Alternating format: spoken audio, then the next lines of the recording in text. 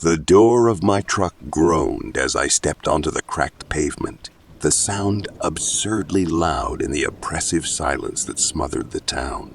I squinted against the dimming light, and for a moment it felt like stepping into an old photograph, one where time had faded.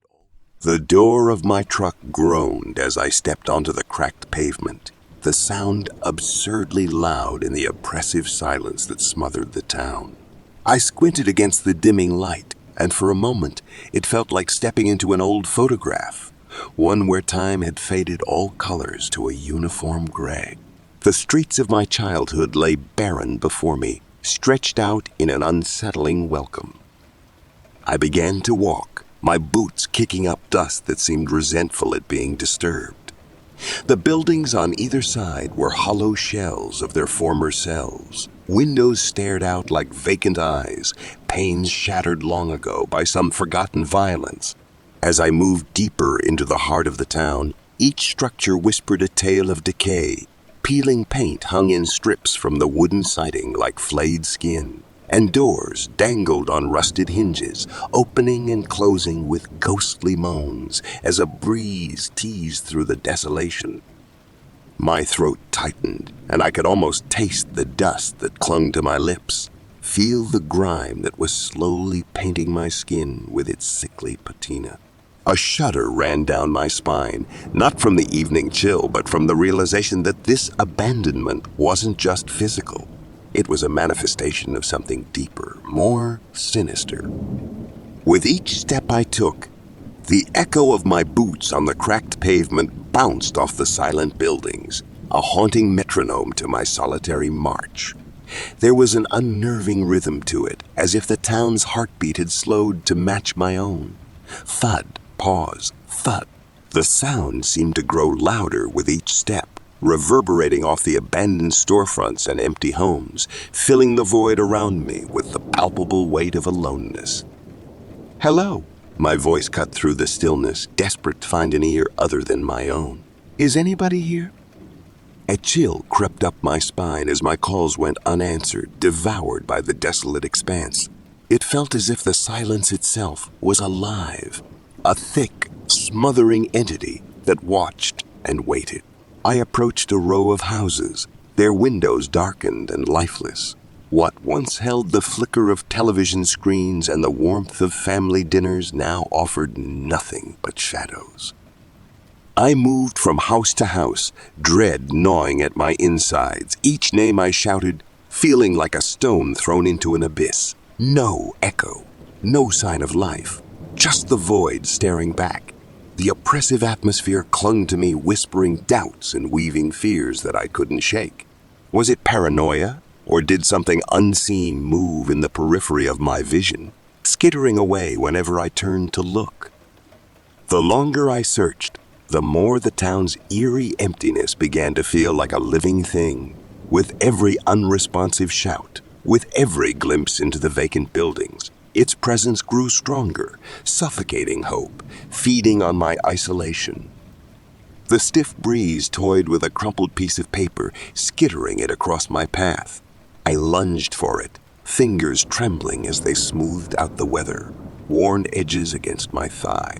It was a photograph, faded from sun and time, depicting a crowd of townsfolk gathered in what looked like the town square. Their faces were etched with fear, eyes wide and mouths agape, as if they had seen the gates of hell itself swing open before them. I brought the picture closer, squinting to make out the details, but the faces resisted recognition, blurred by the elements and perhaps by something more sinister. A chill ran down my spine, not from the wind that howled through the empty streets, but from the realization that these people, my people, had faced something incomprehensible. As I pocketed the photograph, the paper crackled, a stark reminder of the silence around me. The unease I'd felt since returning here morphed into something sharper, a pointed dread that pricked at my conscience. These familiar streets now seemed like a cryptic puzzle, each turn holding the potential for grim discoveries. With every step, my resolve hardened. Curiosity clawed at the back of my mind, urging me to delve deeper into the town's mysteries. The photograph was a clue, a silent scream captured on film, and I would be the one to give it voice. My heart thrummed with a rhythm fueled by equal parts dread and determination, propelling me forward. I pushed open the library door, its hinges protesting with a shrill screech that shattered the silence like glass. The once hallowed halls of knowledge were now nothing more than a desecrated mausoleum of memories and dust. My boots left imprints on the carpet of grime as I waded through the cobwebs draping from the sagging shelves. "Hello." My voice fell flat, devoured by the musty air and the oppressive quietude. Not a whisper returned, not even the scamper of a rodent's feet. It was as if the very life had been sucked out of this place, leaving behind only stale despair. The photograph weighed heavily in my pocket, a leaden talisman urging me onward. Among the petrified faces, one had anchored itself in my mind. A woman whose eyes held a glint of defiance amidst the terror. Her features were achingly familiar, etched into the recesses of my memory, where longing had forged deep grooves. A table lay ahead, hidden in the gloom, its surface a landscape of abandonment. My fingers brushed against something cool and metallic, a pendant. Its delicate chain was tangled, tarnished by time and neglect. My hands trembled as I picked it up, heart seizing in a mixture of recognition and sorrow. "Jane," I murmured, her name an incantation of a past I'd thought buried. It was hers. I would recognize the way the silver caught the dim light anywhere, how it used to dance around her neck back when the world was still bright and brimming with possibilities. A wave of nostalgia threatened to consume me, but fear cut through it like a blade. Why was it here, lying among the ruins? What did it mean? Clutching the pendant, I felt the sharp edges of reality digging into my palm. This talisman, much like the photograph, held answers I wasn't sure I wanted to find. Yet retreat was not an option. Whatever malevolent force had taken hold of my hometown, it had ensnared Jane too. Got to keep moving, I told myself again, voice barely above a whisper, but there was no comfort in the sound this time. It was a hollow echo in a chamber of secrets waiting to be unearthed. With each step, the shadows seemed to lean closer, as if eager to divulge their horrors to someone, anyone who dared listen. I pocketed the pendant next to the photograph, the metal cold against my skin, a constant reminder of the enigma at hand. Fear curled around me like a tangible thing, yet it propelled me forward, for I knew that within the darkness, truth awaited. Truth, and perhaps Jane.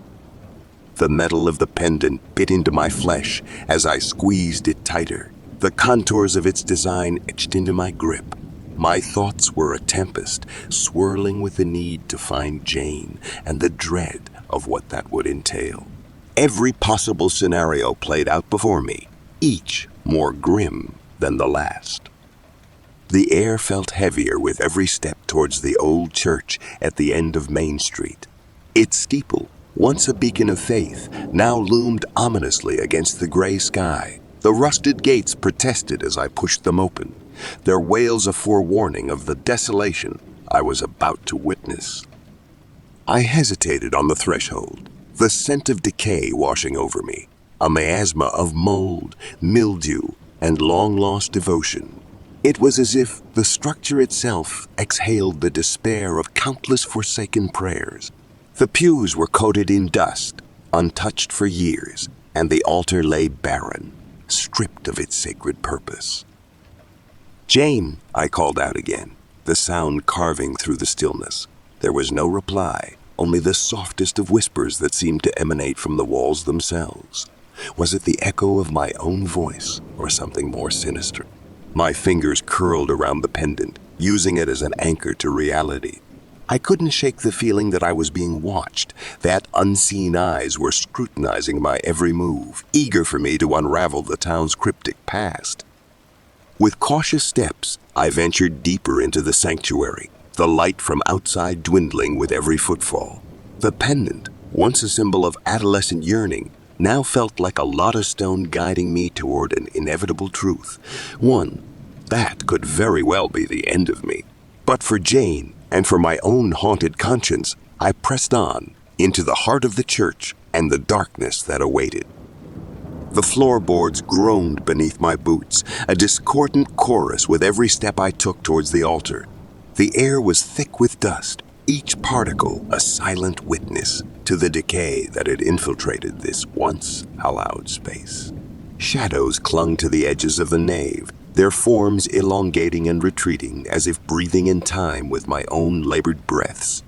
I could almost hear the ghostly echoes of past sermons, now replaced by a silence so profound it was its own kind of noise. As I approached the pulpit, my hand brushed against the cold stone, the sensation like a jolt of electricity, urging me closer to something unseen.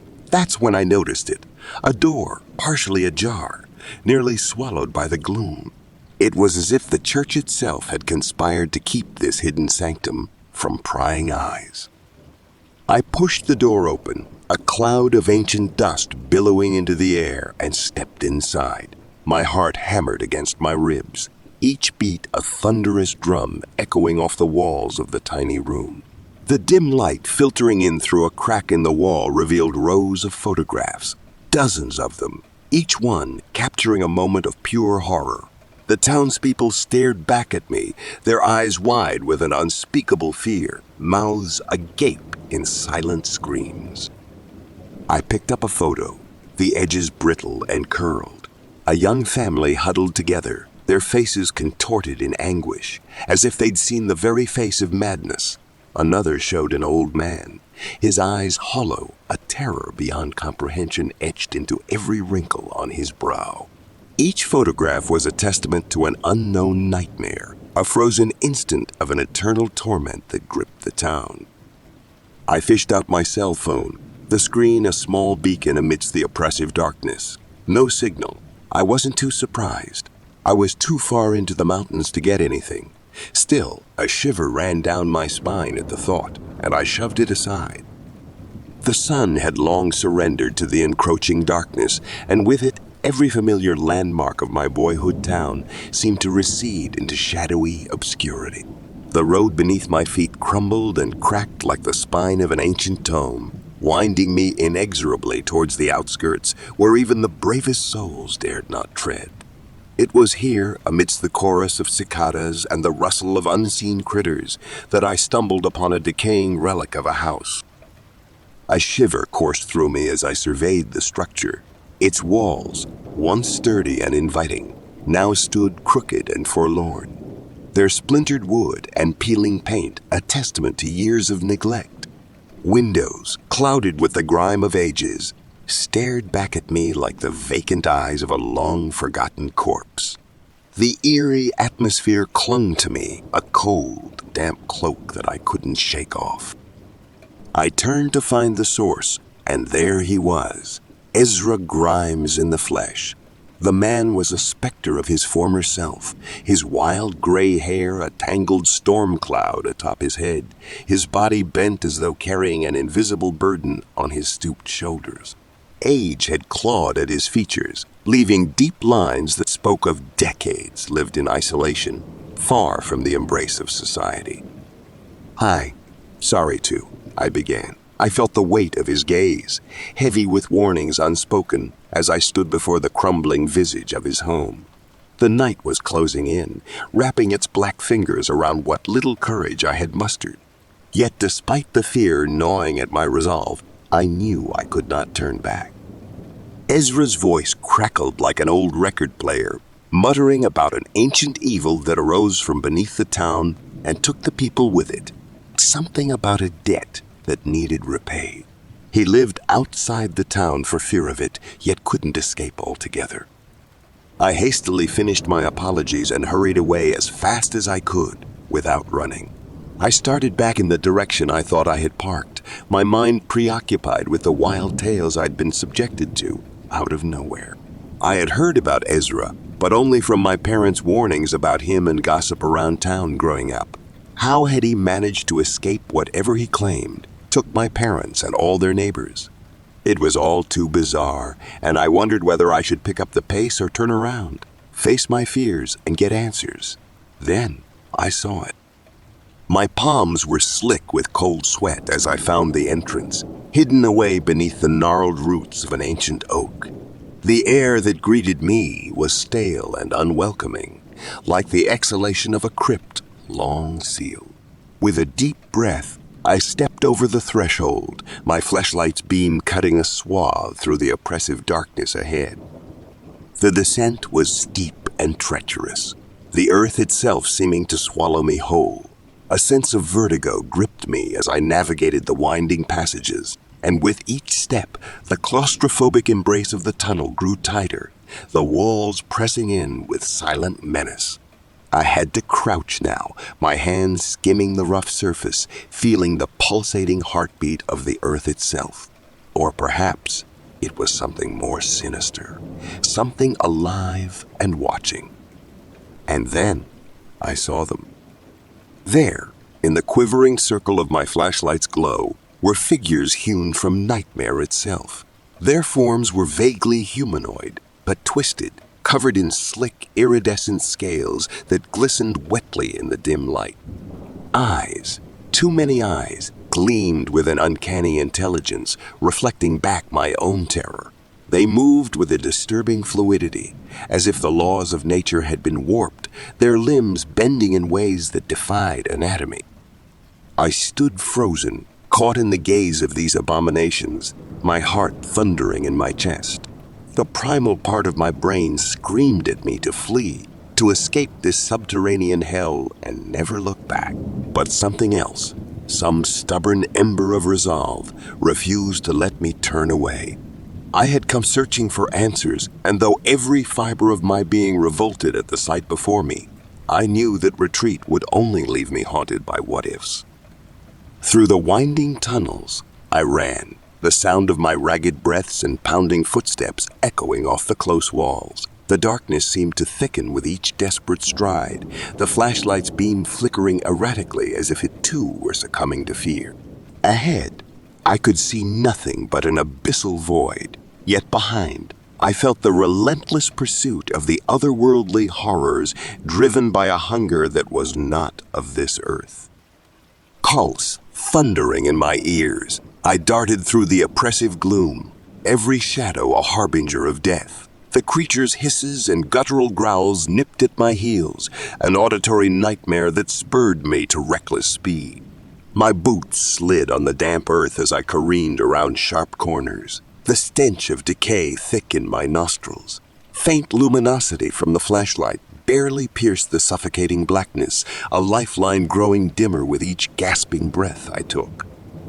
I risked a glance over my shoulder, catching sight of slithering forms and twisted limbs reaching out towards me. Eyes too many to count glinted in the dark, orbs filled with malevolence and ancient hunger. I stumbled, nearly falling prey to the uneven ground that seemed to conspire with the creatures. With a desperate lunge, I regained my balance, refusing to become another lost soul in this subterranean hellscape. Escape was my only thought, survival my sole desire. Yet even as I put distance between myself and the abominations, my mind seethed with turmoil. What arcane secret did this town cradle in its bosom to birth such monstrosities? Was it the same malignant force that had plagued my dreams since childhood, that had driven me away from home only to call me back when I least expected? I could not deny the magnetic pull of the truth, nor could I ignore the primal voice within urging me to flee, to survive, to leave these horrors behind.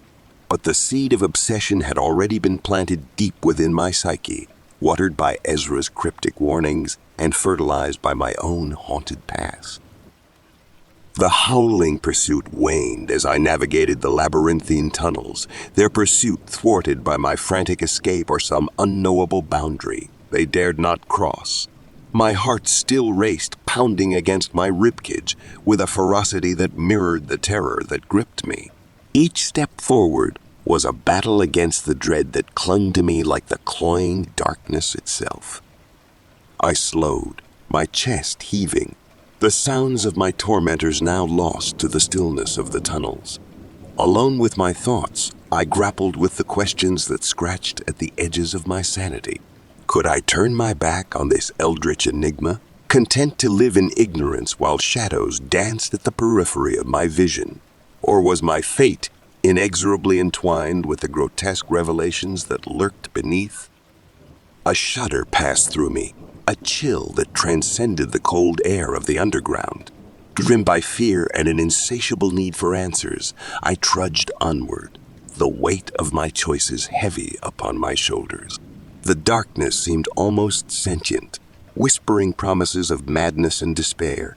Yet I pressed on, for the truth, however horrific, was the only light I had left in this abyss. Each footstep reverberated off the cold stone walls, a hollow sound that seemed to underscore my isolation. The rhythmic echo served as a grim reminder of the distance I had put between myself and those otherworldly creatures. But it did little to quell the fear that coursed through me. My breath was ragged, the remnants of adrenaline still burning in my veins as I retraced my steps through the serpentine tunnels, driven by a mix of dread and an unwavering need to understand the dark transformation that had beset my once familiar hometown. The darkness was absolute, a maw that threatened to swallow both light and sanity. With each twist and turn, my sense of direction faltered, leaving me with the chilling realization that I was as much a prisoner of this place as I was its reluctant explorer. Walls closed in around me, their damp surfaces like the flesh of the earth itself, cold and unyielding. The air was heavy, suffused with the scent of decay and ancient secrets that lingered just out of reach, as if the very history of this cursed town was etched into the stones. I paused, straining my eyes in the futile hope of catching some hint of light or marker that would guide me back to the surface. But there was nothing, only the oppressive blackness that seemed to grow thicker with each moment, an enigmatic void where even the most tenacious of wills might be smothered by despair. The weight of the unseen bore down upon me, a constant reminder of how easily one could be lost here, both physically and in the tangle of one's own thoughts. "Keep moving," I muttered to myself, the sound of my voice startlingly alien in the silence. It was a command, a desperate plea, the only way to fend off the tendrils of panic that sought to take root in my mind. Each step forward was a victory against the encroaching shadows, a testament to the stubborn spark of human spirit that refused to be extinguished by the horror that dwelled beneath. As I wandered, the sensation that the path was shifting around me grew stronger. The tunnels no longer felt like mere passageways carved by man or nature, but like the innards of some colossal, slumbering beast stirring in its sleep. I could almost imagine the walls pulsating with malevolent life, reshaping themselves with intent and malice. A shiver crept up my spine, the cold whisper of doubt murmuring insidious thoughts. The air felt thick with it, as though every breath I drew was laced with the temptation to turn back, to flee this forsaken place and leave its cursed legacy buried in the dark. Was there truly anything left for me in this town? Or was I merely chasing my own tail in a labyrinth designed for despair? My hand tightened around the flashlight, the beam flickering like a dying star in a void too vast to comprehend. Shadows danced and writhed across the tunnel walls, grotesque pantomimes of the creatures I had glimpsed. Each stutter of the bulb was a heartbeat skipped, a moment where darkness threatened to swallow me whole. The beam of my flashlight cut through the darkness, a solitary eye in an ocean of black. My breaths came in ragged gasps, echoing off the unseen walls with a hollow sound that seemed to mock my fragile grip on resolve. I moved forward, one hesitant step at a time, feeling the weight of the silence press down upon me like a physical force. The drip, drip, drip of water in the distance was the only indication that time hadn't frozen over in this subterranean void.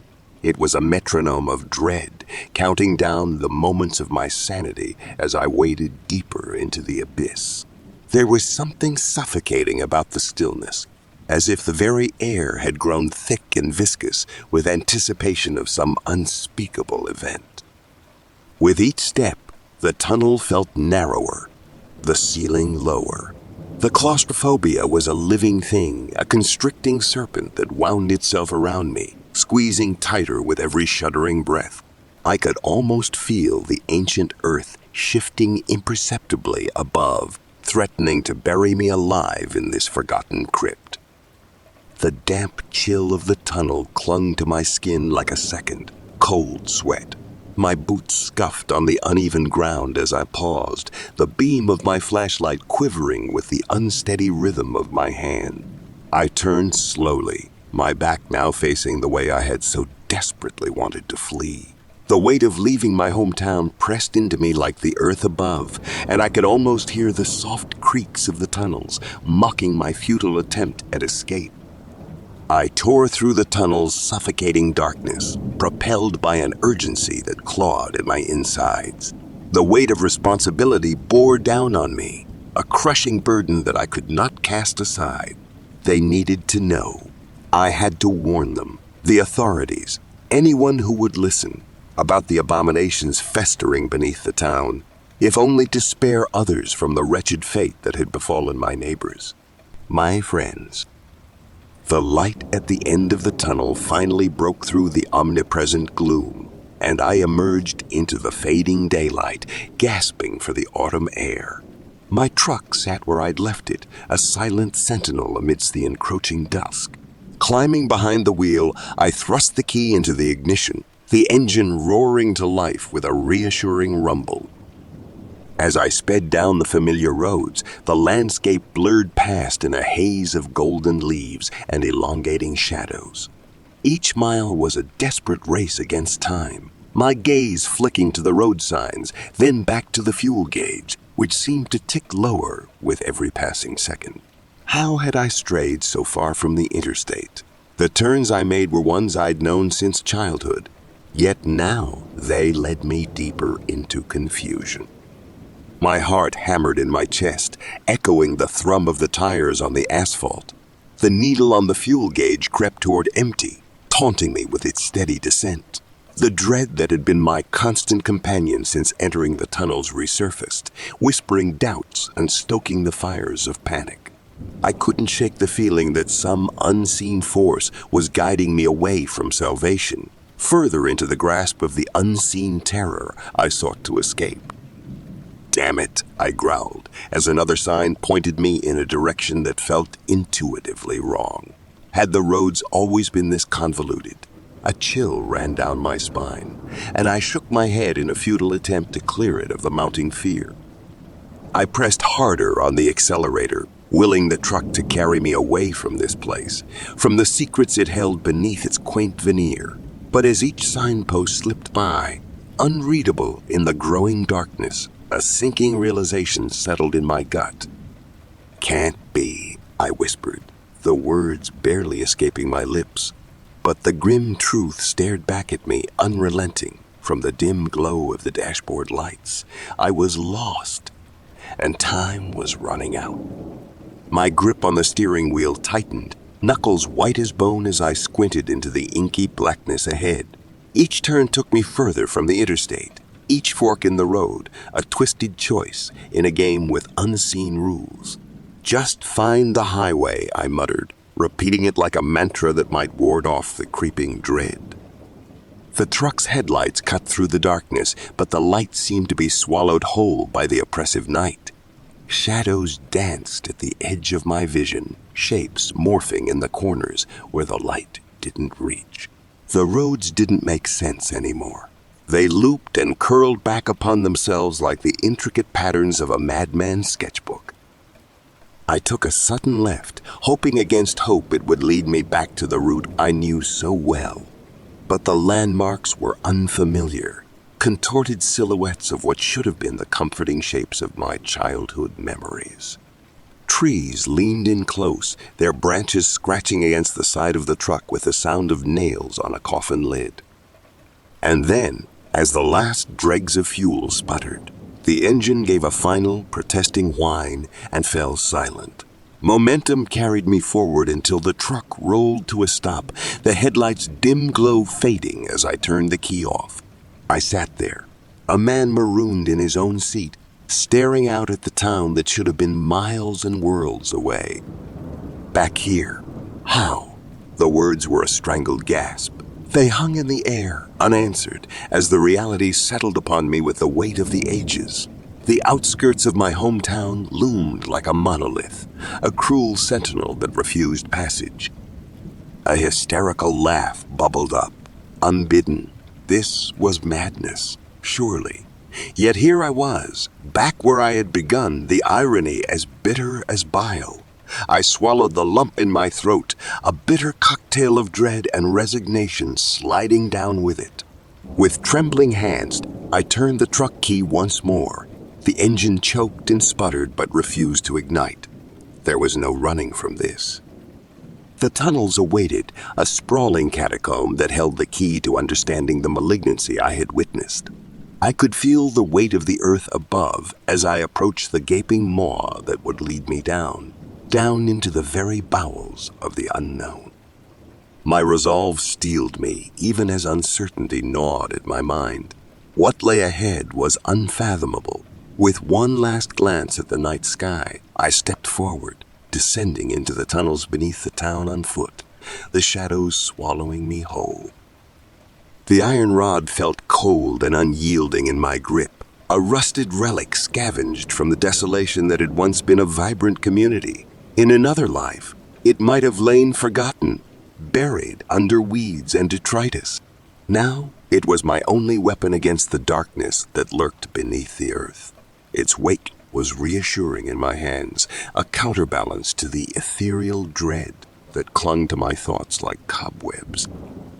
I hefted the large flashlight, its beam a feeble promise of illumination in the Stygian depths I was about to traverse. The bottle of water, my sole concession to survival, slid into my pocket with a soft slosh, a reminder of how quickly the body could fail even as the spirit fought on. With each step towards the gaping entrance of the tunnels, my heart drummed a staccato rhythm, the echo of my boots on hard ground merging with the cadence of impending doom. The air grew cooler, the comforting sense of the world above fading into a memory as I descended. Every sense was sharpened, every shadow seemed an omen, every sound a potential harbinger of unseen malevolence. The light from my flashlight sliced through the darkness ahead, but it felt like an affront, a challenge thrown at forces that should not be woken.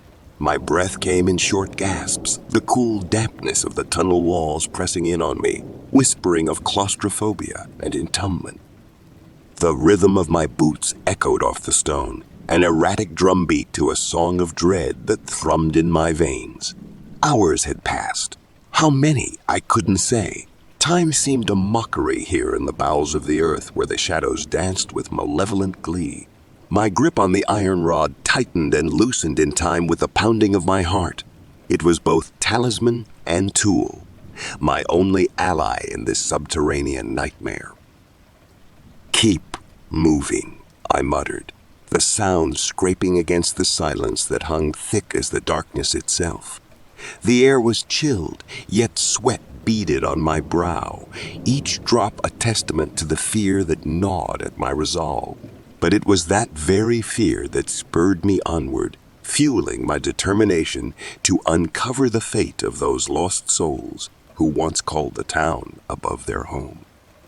The flashlight in my other hand flickered, a cruel reminder that light and hope were finite resources here. Its beam revealed endless forks and junctions, each path indistinguishable from the last. I had marked my way at first, small scratches on the stone, but they too had vanished, or had I imagined them? No matter how methodically I navigated the tangle of passageways, they seemed to coil around themselves, an ever-tightening noose. "Damn this place," I hissed as realization dawned with icy clarity. I was hopelessly lost. The bottle in my pack, once comforting in its weight, now mocked me with its emptiness. A dry swallow racked my throat, each breath a rasp of panic as the walls closed in, eager to crush the life from me. The flashlight dimmed further, a dying star in an abyss that hungered for light. Desperation clawed at my chest, a living thing that set my legs in motion. I ran, heedless of direction, the echo of my flight a cacophony that raged in my ears. Each ragged inhalation was a plea, each exhalation a curse. At last, a light at the end grows steadily brighter, no longer just a pinprick in the distance, but a widening aperture to another world. My pace quickens, a mad dash fueled by the primal urge to flee the nightmare that has become my reality. The ground beneath me became uneven, treacherous with loose stones and debris, but I dared not slow. The light was close now, so close I could almost feel its warmth on my pallid skin. I stumbled, catching myself against the rough wall, the rusted iron rod clutched in my hands, scraping against stone. It sparked, casting fleeting shadows that danced and twisted around me, mocking my escape. Almost there, I gasped, repeating the mantra that had become my anchor in this sea of darkness. The light was not just a way out. It was a promise that the waking world still existed beyond these cursed tunnels. Suddenly, cold air rushed to meet me, filling my lungs with the sweet taste of freedom. I burst through the narrow opening, stumbling into the open air. The brightness assaulted my senses, blinding after the long hours of gloom. I blinked rapidly, allowing my eyes to adjust as the reality of the world outside slowly came into focus. Below me lay the town, vibrant and alive. The streets teemed with people, their laughter and chatter floating up to where I stood.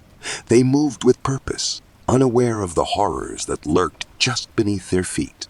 I scanned the scene, taking in the familiar buildings, the winding roads I once knew as well as the back of my own hand. Cars rolled by, children played on the sidewalks, and shopkeepers hawked their wares, all under the benign gaze of an untroubled sky. This was the world I had left behind, the one I had fought so desperately to return to. For a moment, I simply stood there, breathing in the crisp air, letting the sun warm my weary face. But even as the sounds of the town wrapped around me like a comforting blanket, I couldn't shake the feeling that something was amiss, that perhaps this sense of safety was nothing more than a fragile veneer, ready to shatter at the slightest touch. My legs carried me down the dew-slicked hill, gravity pulling me inexorably towards the quaint familiarity of my hometown. The air was rich with the scent of fresh-baked bread and blooming flowers, but it was her image that anchored my descent. It was Jane, standing across the street like a beacon of simpler times. Her red hair danced in the sunlight, each strand aflame with the kind of warmth I hadn't felt in years.